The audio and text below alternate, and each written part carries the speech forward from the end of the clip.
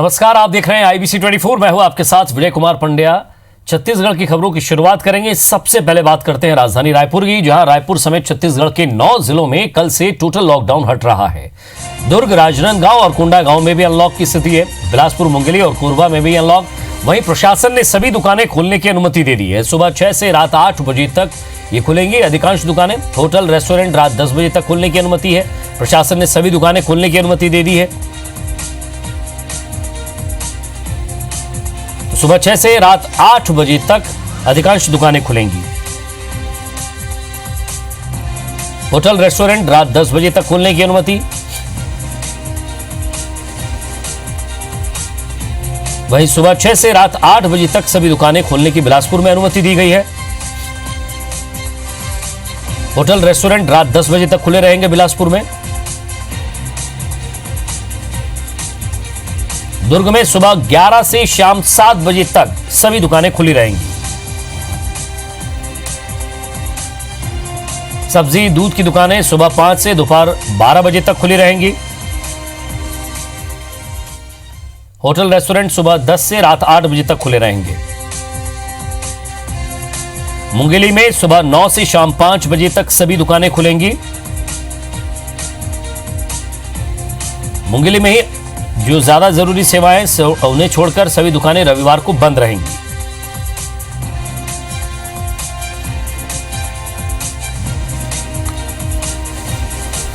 राजनांदगांव सुबह 7 से शाम 7 बजे तक दुकानें खुलेंगी। और कोरबा में सुबह 10 से 10 बजे तक दोपहर 3 बजे तक सुबह 10 से दोपहर 3 बजे तक दुकानें खुलने का समय है। अंबिकापुर में शहरी क्षेत्र में लॉकडाउन हटाने का फैसला लिया गया है। सुबह 6 से शाम 7 बजे तक सभी दुकानें खुलेंगी।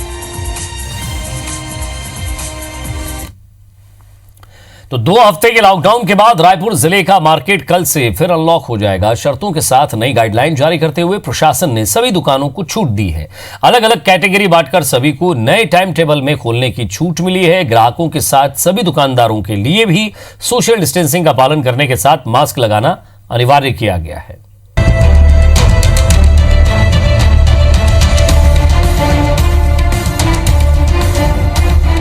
रायपुर की ये तस्वीरें अब 7 जुलाई की सुबह से बदल जाएंगी। दुकानें खुल जाएंगी और अब ना तो पहले की तरह सड़कों पर सन्नाटा रहेगा, न सिर्फ चंद घंटे के लिए खुलने की वजह से लगने वाली भीड़। प्रशासन और व्यापारियों के बीच हुई बैठक के बाद लॉकडाउन में ढील दी गई है। नए निर्देशों के साथ 15 दिनों के लिए दुकानें खोले जाने की व्यवस्था बनाई गई है। 15 दिन बाद फिर से अनलॉक की दोबारा समीक्षा होगी। नई गाइडलाइन के मुताबिक सुबह 6 से दोपहर 12 बजे तक फल, सब्जी और मटन की दुकानें खोली जाएंगी। इसी तरह सुबह 8 से शाम 4 बजे तक किराना और जनरल स्टोर्स खुलेंगे। इसके अलावा अन्य दुकानों को खोलने का समय सुबह 11 से शाम 7 बजे तक का तय किया गया है। होटल और रेस्टोरेंट को सुबह 10 से रात 9 बजे तक खोला जा सकेगा। सुबह 10 बजे से रात 10 बजे तक होम डिलीवरी की सुविधा भी होगी। वहीं ठेले और छोटी दुकानों के लिए 2 पालियों में खोले जाने की व्यवस्था दी गई है, जिनमें चाट, गुपचुप, इडली, डोसे के ठेले शामिल हैं। इसके लिए सुबह 6 से 9 बजे और शाम को 5 से 8 बजे तक का वक्त निर्धारित किया गया है। तो सुबह 6 बजे से दोपहर 12 बजे तक सब्जी, डेयरी, मटन, मछली का दुकान खुल सकेंगे। उसके बाद 8 बजे से शाम को 4 बजे तक किराना, जनरल और प्रोविजन स्टोर्स ये खुलेंगी। टाइम के अनुरूप सभी शॉप्स को खोला जाना और वहाँ पर चेकिंग जो की जानी है उसकी गति थोड़ी बढ़ाई जाएगी, प्रक्रिया बढ़ाई जाएगी और फाइन भी इस बार थोड़ा हैवी फाइन किया जाएगा। प्रशासन ने साफ कहा कि दुकानों में सोशल डिस्टेंसिंग और मास्क लगाना अनिवार्य होगा। कारोबारियों को अब पहले से ज्यादा सतर्क रहना होगा। ग्राहक दुकानदारों को अनिवार्य रूप से मास्क लगाना होगा और सोशल डिस्टेंसिंग का पालन भी करना होगा। व्यापारियों ने इस नई व्यवस्था का स्वागत किया है। जिस प्रकार से आज का जो समय आया है उसमें सभी व्यापारी खुश हैं और शासन के दिशा निर्देशों का पालन करेंगे। हमने सभी एसोसिएशनों से भी निवेदन करे हैं। कपड़ा मार्केट 11 से 7 बजे तक किया गया है बहुत अच्छा समय है और सही समय से हो जाएगा, जैसे हो रहा है बहुत अच्छा होगा। तो ये जो अलग अलग जोन बांटा गया है, इससे हमारे पूरे रायपुर के जितने भी व्यापारी संघ हैं और संगठन हैं, सब इसमें एग्रीड हुए हैं और ये बहुत सही निर्णय हुआ है। प्रशासन ने भीड़ को नियंत्रित करने, कोरोना वायरस के संक्रमण को रोकने के लिए बहुत अच्छा प्रयास किया है। रायपुर सराफा एसोसिएशन उसका स्वागत करता है। देखना यह है कि अनलॉक के दौरान मिली छूट के बाद क्या कोरोना संक्रमण के मामले बढ़ते हैं या नहीं, क्योंकि इसके आगे 15 दिन बाद छूट बढ़ेगी या सख्ती के साथ एक और लॉकडाउन होगा, ये इसी पर तय होना है। Star Jain, IBC 24, Raipur. और छत्तीसगढ़ में कोरोना संक्रमण की अगर बात की जाए तो कोरोना संक्रमण के आधार पर स्वास्थ्य विभाग ने रेड ऑरेंज जोन की नई सूची जारी की है, जिसमें 114 ब्लॉक को रेड जोन में रखा गया है। वहीं 6 विकासखंड ऑरेंज जोन में रखे गए हैं। राजनांदगांव में सर्वाधिक 9 ब्लॉक रेड जोन में पाए गए थे। रायगढ़ जिले के 7 ब्लॉक रेड जोन में हैं। वहीं राजधानी रायपुर की बात करें तो रायपुर 5 विकासखंड रेड जोन में शामिल किए गए हैं। वहीं पेंड्रा, गौरेला, धमतरी, नारायणपुर और सुकमा जिले का सिर्फ एक विकासखंड रेड जोन में शामिल है। प्रशासन ने 2 अगस्त तक के आंकड़ों के आधार पर यह सूची जारी की है। फिलहाल 28 में से 25 जिलों में कोरोना का खतरा है।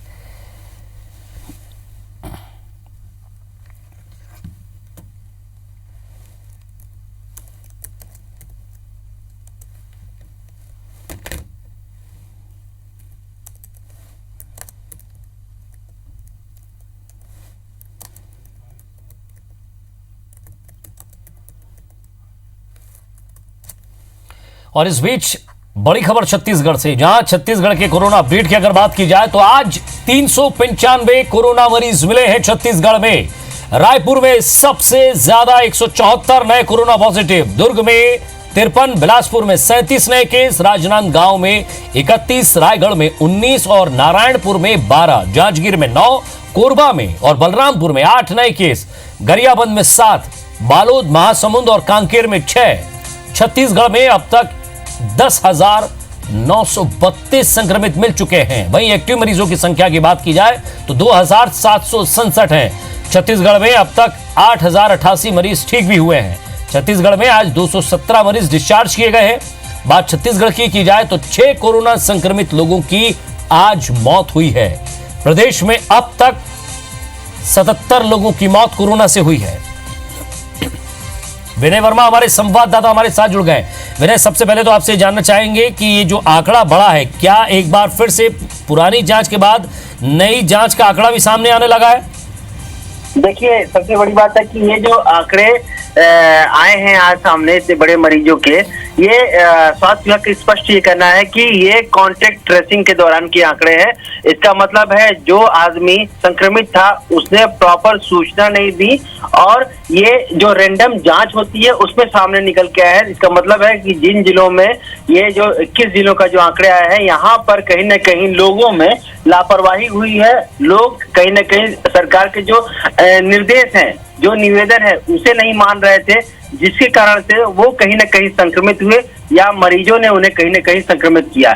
आज आंकड़ों की बात करें तो 6 नए मरीजों की मृत्यु हुई है और अब आंकड़ा 60 के पार हो चुका है। इसके बाद से अगर देखेंगे तो आज 395 एवरेज माना जा रहा था पिछले 4 दिनों से कि 200 से 250 औसत जो मरीज है वो मिल रहे थे, लेकिन आज आंकड़ा 400 के पास पहुंच गया है और जो अब तक टोटल संक्रमित मरीज है वो 10,932 हो गए हैं। और बात करें तो एक बार फिर से रायपुर सबसे ज्यादा यहाँ पे मरीज मिले हैं और इस बार तो सबसे मतलब ऐसा देखा जा रहा है कि 60% मरीज रायपुर के होते थे, लेकिन आज लगभग आधे मरीज यहाँ पे रायपुर से मिले हैं और जिसमें से जो 2 मंत्रियों के यहाँ से कोरोना संक्रमित हुए हैं, एक खाद्य मंत्री है उनके यहाँ से एक स्टाफ है, उसके अलावा जो स्वास्थ्य मंत्री हैं उनके यहाँ से भी 2 से 3 स्टाफ है। और सबसे बड़ा एक नया रायपुर में देखा जाए तो यहाँ पे एक नया जोन डेवलप हुआ है सेंट्रल जेल में। आज यहाँ सेंट्रल जेल में से 42 नए कोरोना मरीज मिले हैं और आप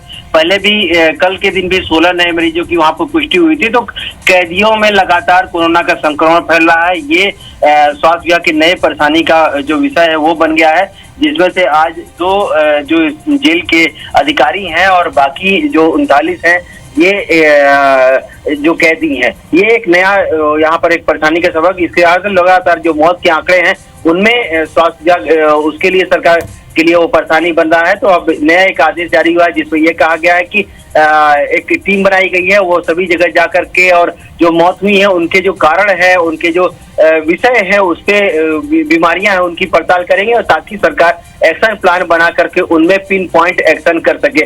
एक नया है। इसके अलावा जो कलेक्टर ने कहा है कि हर एक जिलों में जो ब्लड प्रेशर है, शुगर है, कैंसर है, इन सभी जो मरीज हैं इन पे फोकस किया करे जिला कलेक्टर। एक कलेक्टरों के लिए निर्देश है। इसके अलावा एक IMA को सरकार ने चिट्ठी लिखी है, उसमें ये कहा गया है कि जो अस्पताल में जो मरीज आ रहे हैं, जो जिनके ऊपर संदिग्ध है, वो जरूर उनकी जांच करें। देखा गया है कि कुछ मरीज अस्पताल ये इस कारण से जांच नहीं करा रहे, कहीं न कहीं सरकार का उस पर कार्रवाई हो जाएगी और अस्पताल बंद हो जाएंगे। तो इस पे सरकार ने एक ढील दी है और ये कहा है कि अगर आपके यहाँ कोई कोरोना संदिग्ध मरीज मिलता है तो केवल सैनिटाइजेशन के दौरान ही उसे बंद किया जाएगा और जैसे सैनिटाइजेशन की प्रक्रिया पूरी होगी अस्पताल दोबारा से खुल जाएंगे। जो प्राइवेट अस्पताल है उनको छूट दी गई है ताकि अधिक से अधिक लोगों को कॉन्ट्रैक्ट ट्रेसिंग की जाए और जल्दी से जल्दी लोगों को पकड़ा जा सके ताकि संक्रमण समाज में न फैले। लेकिन अभी भी लगातार सरकार की ये चिंता है कि लॉकडाउन खुलने के बावजूद भी और लॉकडाउन पिछले 15 दिन लगने के बावजूद भी कैसे आंकड़े बढ़ गए। त्वरित जो जांच हुई है उसमें ये निकल के आया है कि लोगों ने कहीं न कहीं लॉकडाउन की अवहेलना की है, लॉकडाउन को मजाक बनाया। शुक्रिया विनय, इस तमाम बातचीत के लिए आगे भी आपसे अपडेट लेते रहेंगे। छत्तीसगढ़ सरकार कोविड संक्रमण से मृत्यु को ऑडिट करवाएगी। स्वास्थ्य एवं परिवार कल्याण विभाग के सचिव ने इस संबंध में आज एक आदेश जारी किया है। आदेश के मुताबिक छत्तीसगढ़ में कोविड-19 संक्रमित व्यक्ति की मृत्यु का ऑडिट किया जाना अत्यंत आवश्यक बताया गया है। इसलिए 4 विशेषज्ञ डॉक्टरों की एक टीम बनाई गई है। इस राज्य स्तरीय कोर कमेटी की अध्यक्षता का जिम्मा स्वास्थ्य विभाग के रायपुर संयुक्त संचालक डॉक्टर सुभाष पांडे को दिया गया है। इसके अलावा कमेटी में 3 डॉक्टर, जिनमें मेडिसिन, एक गहन चिकित्सा इकाई के डॉक्टर और एक यूनिसेफ के डॉक्टर शामिल हैं। कमेटी में कोरोना से जिन लोगों की मौत हुई है या फिर जिन मृत्यु का कारण स्पष्ट नहीं है उनका एनालिसिस करेगी। पता लगाया जाएगा कि कोरोना से मरने वाले किस उम्र के हैं, उनको कोरोना के साथ और कौन सी बीमारी थी, इससे पहले क्या वो किसी बीमारी से संक्रमित थे और वो किस क्षेत्र से आए थे। इन सारी बातों का कमेटी उसका ऑडिट करेगी और एक रिपोर्ट बनाकर राज्य सरकार को सौंपेगी।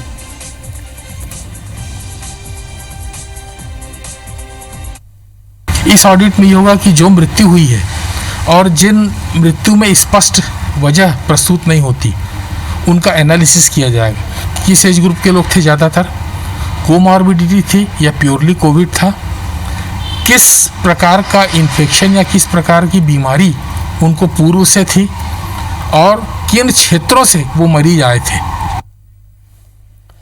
इधर रायपुर, बिलासपुर, दुर्ग, रायगढ़ सहित प्रदेश के कई जिलों में लॉकडाउन खत्म होने के बाद भी बस ऑपरेटर्स बसें नहीं चलाएंगे। उनका कहना है कि लॉकडाउन की वजह से जुलाई में केवल 15 दिन बस चली और सरकार ने पूरे महीने का टैक्स मांगा है। इसके अलावा टोटल लॉकडाउन खत्म होने के बाद सरकार के वादे पर उन्होंने बसें चलाना शुरू की थी, लेकिन सरकार ने वादा भी नहीं निभाया। उनसे जुलाई का उन बसों का भी टैक्स मांगा जा रहा है जो नहीं चल रही थी।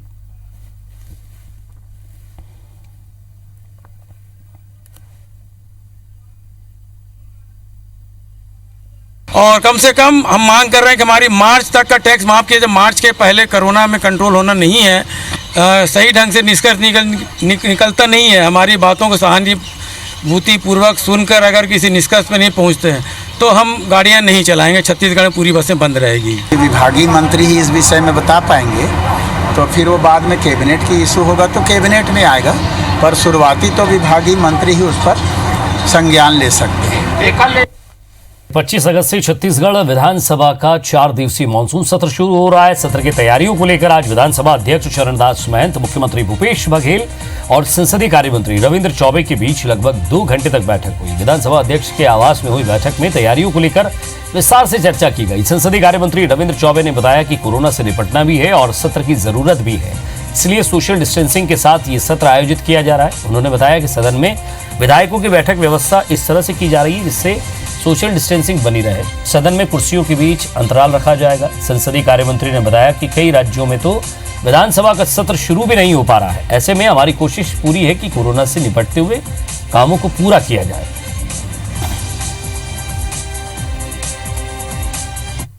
जो विधानसभा सत्र आहूत किया हुआ है उसके लिए किस तरीके से हमको तैयारी करना पड़ेगा, बैठकें कैसे हो पाएंगी, विधेयकों की प्रस्तुति कैसे हो पाएगी, विधायकों की उपस्थिति कैसे हो पाएगी, चर्चा पूरा किस तरीके से करना है। माननीय मुख्यमंत्री जी और विधानसभा अध्यक्ष जी के साथ काफ़ी विस्तृत और लंबी चर्चा इस संदर्भ में हम लोगों ने किया है।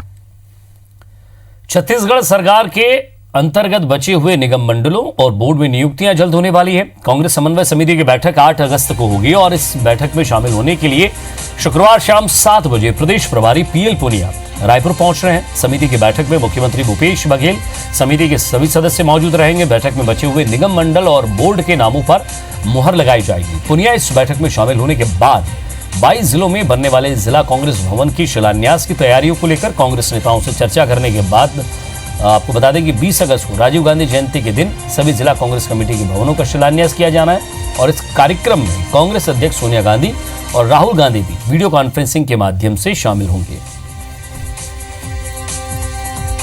हमारे राष्ट्रीय महासचिव हमारे प्रभारी आ रहे हैं और अधिकांश निगम मंडलों की चर्चा लगभग संपन्न हो चुकी है। चर्चा हुई है, माननीय मुख्यमंत्री जी अब दूसरी लिस्ट जो निकलेगी उसके बारे में आदरणीय पुनिया जी से, चूंकि समन्वय समिति की पूरी बैठक होने वाली है, विस्तारित बैठक, तो उसमें प्रस्तुत करके उनको जानकारी देंगे और जैसी सहमति मिलेगी दूसरी लिस्ट भी जारी हो जाएगी। छत्तीसगढ़ के डीएमई एसएल आदिले की मुश्किलें एक बार फिर बढ़ने वाली हैं।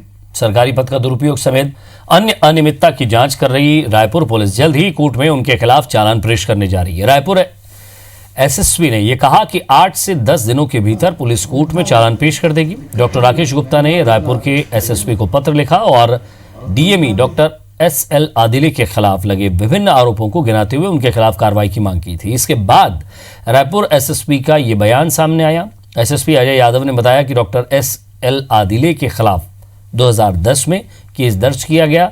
इसकी जांच पूरी की जा चुकी है। पुलिस की ओर से शासन ने अभियोजन की स्वीकृति मांगी थी जो मिल चुकी है। पत्र की मुझे जानकारी नहीं है, लेकिन केस के बारे में पता किया है। ये 2010 का प्रकरण है और हाल ही में इसमें शासन से अभियोजन की स्वीकृति प्राप्त हुई है।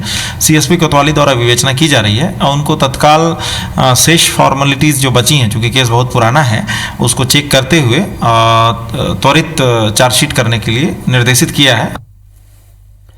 दुर्ग जिले में पाटन के जाम गांव स्थित शराब दुकान को बंद कराने बीजेपी को धरना प्रदर्शन करना महंगा पड़ रहा दिख रहा है, क्योंकि आबकारी विभाग की रिपोर्ट पर पुलिस ने 4 मंडल अध्यक्ष समेत 11 बीजेपी नेताओं पर लूट का केस दर्ज किया है। नेताओं पर आरोप है कि उन्होंने प्रदर्शन के दौरान शराब दुकान को बंद तो कराया, इस दौरान शराब और 54,000 रुपए भी लूट लिए।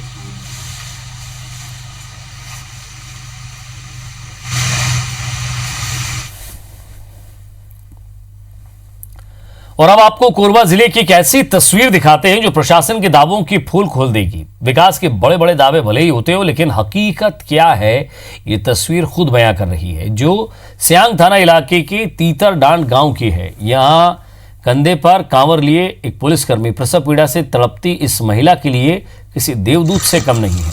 दरअसल प्रसव पीड़ा होने पर परिजनों ने 112 संजीवनी एक्सप्रेस को कॉल किया।